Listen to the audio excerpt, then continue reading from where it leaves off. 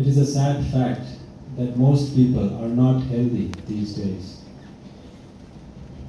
Sicknesses of all kinds, especially psychosomatic diseases. Diseases like hypertension or diabetes or asthma, arthritis, they are running rampant through society, and allopathy has no cure for them. This symptomatic management of these disease symptoms. That is where yoga comes in as a very effective and helpful tool. Simple practices of yoga.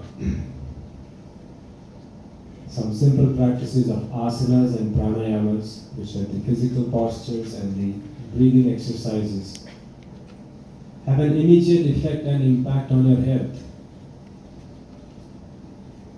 The body loosens up, the vitality increases, the energy increases. The aches and pains go away. And the long-term effects that the modern lifestyle, the hectic lifestyle, places upon the human body are able to be managed in a better way. And this is the subject, the branch of yoga called Hatha Yoga, which lets you integrate, harmonize, balance your body, the energies in the body. Because yoga does not look upon the body as just this physical structure, this structure comprised of bones and blood and the physical structure. Yoga looks at the human body in a complete sense. You're not just the physical body, but the pranic energy as well. You are the mind as well. You have an emotional aspect as well. And all of these need to be considered to be,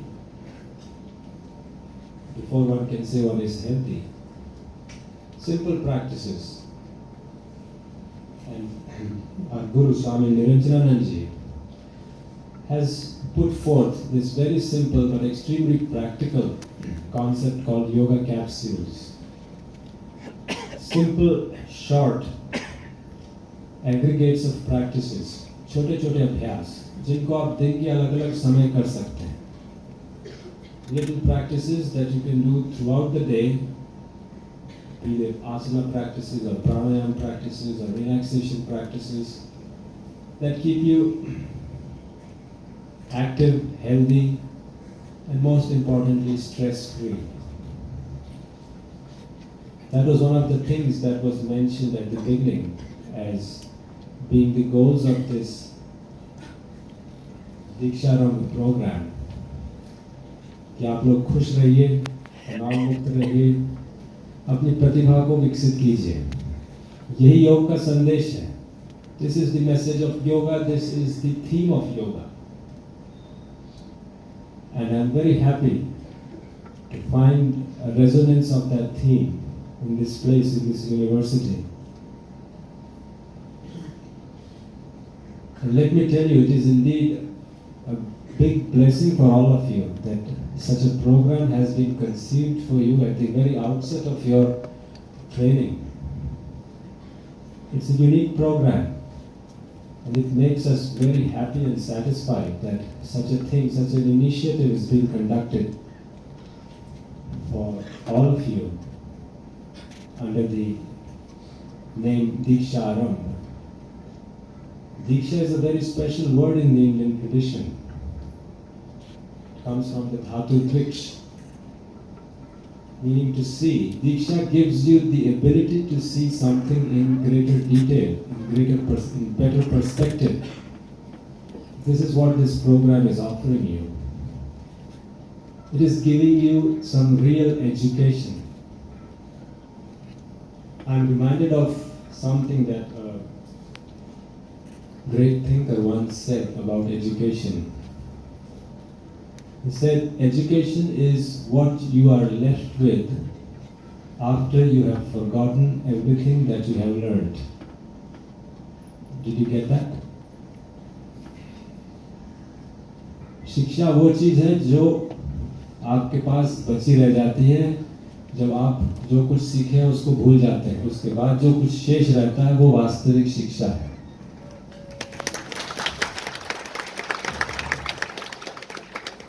बाकी जो विषय पढ़ते हैं हम लोग school में भी पढ़ते हैं, कुछ याद रहता है कुछ भूल जाते हैं। कहते हैं ना, हिस्ट्री ज्योग्राफी बड़ी बेवफा, रात भर पढ़ी सवेरे सफा। वो विषय अपनी जगह है। What you're left with are the samskaras, the things that build your character, that build your personality. And that is what yoga achieves. That is what it aims to develop in you. So I was talking about the physical aspect of health. Then there is the equally, if not more important aspect of health. That is mental and emotional. You may be healthy physically, but if your mind is under stress, you're constantly under tension, your emotions are running rampant, then in the yogic sense, you're not really healthy.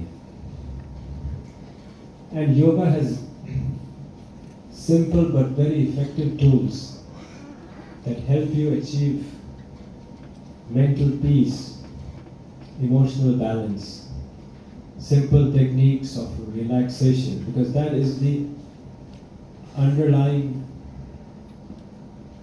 tool that helps you achieve mental peace and balance. There is a practice that was developed by Swami Satyanandji, and it is called Yoga Nidra. This is one simple but very effective practice that not only lets you achieve relaxation at a physical, mental and emotional level, but also develops the inherent creativity in you. It stimulates your subconscious mind, which is the source of all great inventions and inspirations.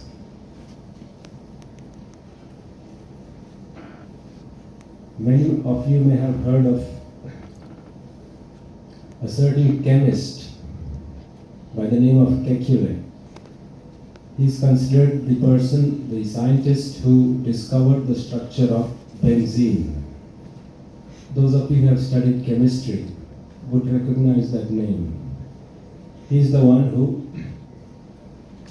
discovered the fact that the benzene has actually a ring structure. But many of you may not know how he discovered this. Before this discovery, no one could even imagine that the atoms of carbon and hydrogen could combine in this ring shape. The scientist has himself written that one day, after having tried his level best to work out the chemical configuration of this molecule, he had given up.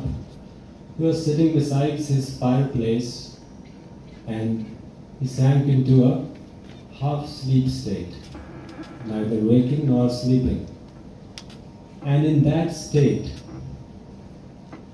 he could see these atoms of carbon, hydrogen dancing in front of him, and he saw it in the form of a snake, and the head of the snake caught the tail of the snake, and he immediately realized, aha, that is what benzene must look like. Where did that inspiration, that answer come from? It was his subconscious mind that came to the forefront when his conscious mind had preceded. That is the state that Yoga Nidra creates for you. If there is interest amongst you students, and if it turns out to be feasible from the university authorities, we could consider having practical training sessions in which you can be exposed to these techniques. Simple but very effective and practical. Simple techniques for concentration that allow you to concentrate, improve your focus, develop your creativity. This is what yoga helps in the area of health. Now let me come to harmony. जीवन में सामंजस्य होना चाहिए. We're not individuals living in a vacuum. We live in a society. And as your Honorable Vice Chancellor ji was saying, this is one of the goals of this program, to interact with each other, to socialize, to get to know others, to be able to have an empathy for others. Yoga allows you to develop harmony with yourself and with others.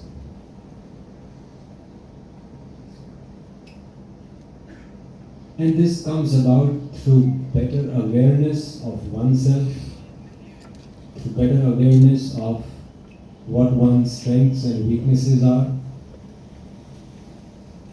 and learning to channel our emotions in a constructive and positive way.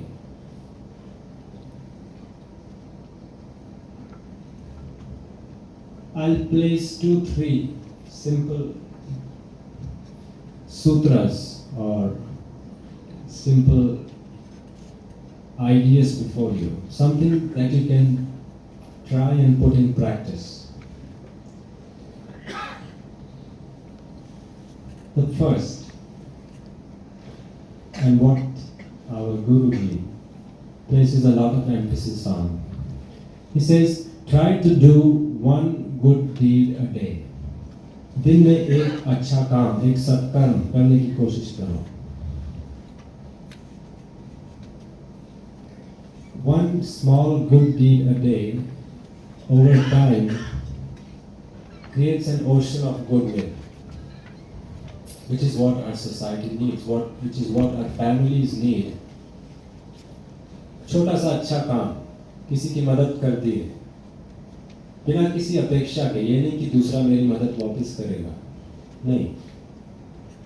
ये आपको दूसरों से जोड़ने में मदद करेगा. व्यक्ति की निस्वार्थ भावना थोड़ी बढ़ती है. You connect with others. You learn to become more selfless. It develops your EQ. You all know about IQ, right? Intelligence quotient. And I'm sure all of you have a very high IQ, which is why you are here. What about EQ? Our emotional quotient. Or what about our SQ, social quotient? How do we relate to others around us?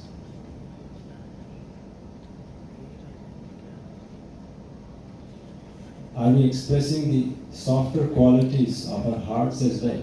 We may be developing qualities of the head, but as Swami Shivananda used to say, it is about integrating all these faculties, head, heart and hands. One-sided development is not what we're looking for. A complete development of intelligence, of sentiments, of actions.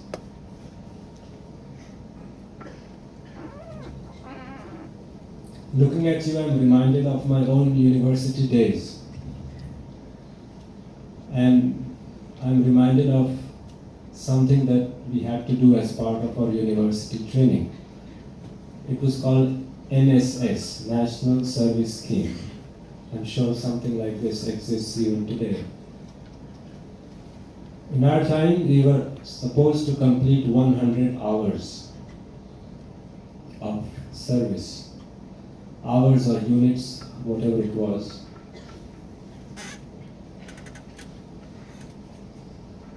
Unfortunately, I never understood the value of that back then. At that time, it was just something to be done so that you could get your degree. Degree लेने के लिए 100 घंटे पूरे करने होते थे NSS के, और उसमें अलग-अलग कैटेगरीज थे. You could either spend 1 hour a week teaching some poor child some subject like science or math, and you would get 1 hour for that 1 hour. Or you could donate blood, and that would get you 16 hours. And at that time, my calculation used to be, okay, if I spend 1 hour with one boy and teach him maths, I get 1 unit of NSS. And if I donate blood for half an hour, I get 16 units. So I would just donated blood 5 times and did something else and finished my 100 hours. Now looking back, I realize I was misguided.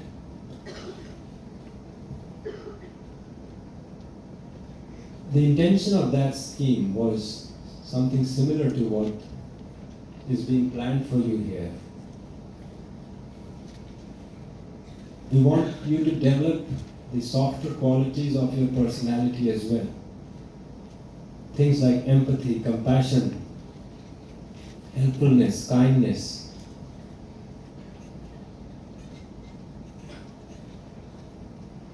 And maybe if I had been exposed to a program like this back then, 30 years ago, I would have looked upon things in a different light.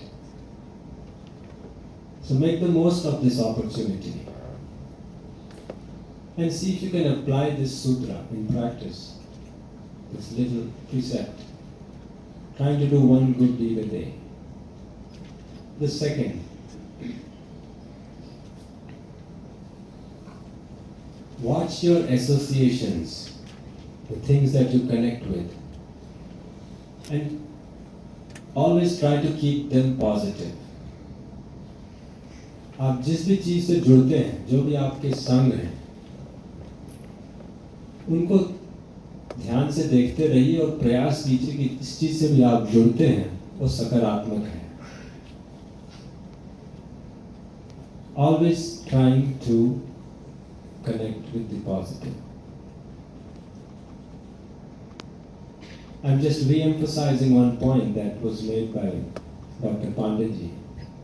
He also brought this point out. He was saying that there may be lacunae, there may be drawbacks in whatever is being planned, but a yogi is one who always looks at the brighter side, the positive side.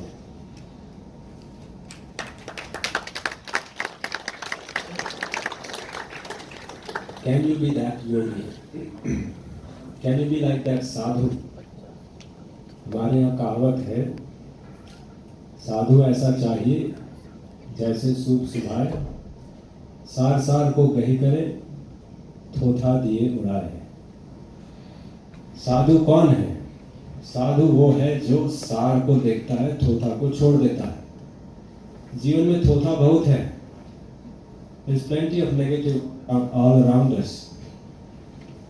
But the challenge is, can we look at the positive and remain connected to it? In yoga, that has a technical name. It is called Pratipaksh Bhavana. Pratipaksh means opposite. Bhavana means feeling and sentiment. Can you always keep yourself aligned with the positive? If a negative thought comes, can you just fine-tune it and change it and make it positive? If you can, that is a real application of yoga. And this is the yoga that one lives, not just one does. Yoga has these two aspects, the practice and the lifestyle. You practice yoga on your yoga mat or your asana or your dhari or your blanket. And then there is the yoga that you live from moment to moment. Even sitting here, watching me, listening to me. If a thought comes that distracts you, a thought about something else, about lunch or what is going to happen in the evening, or a thought that's negative about someone else, if you are aware and you catch it and withdraw your mind from it and replace it with the positive thought, that is a practical application of yoga which does not need anything but your awareness and your intention. क्षण प्रति क्षण योग को जिया जा सकता है, जीना चाहिए. एक योग है जो करते हैं, एक योग है जो जीते हैं. ये दोनों साथ साथ चलते हैं. योग का अभ्यास और उसका ये जीवन शैली का पक्ष जिसको जिया जाता है. प्रति क्षण नकारात्मक से सकारात्मकता की ओर आना बहुत मुश्किल नहीं है. शुरू में लग सकता है लेकिन अभ्यास से सकता है. I can give you a small example to show that we can and do practice this pratipaksh bhavana, but not as much as we should. Suppose you're wearing a very expensive ring on your finger. एक बहुत कीमती अंगूठी है. Suppose one day by mistake it falls inside the commode of your toilet. What do? Do you just flush it down? No. You will put your hand inside the commode, bring it out, wash it nicely, and then put it on your finger again.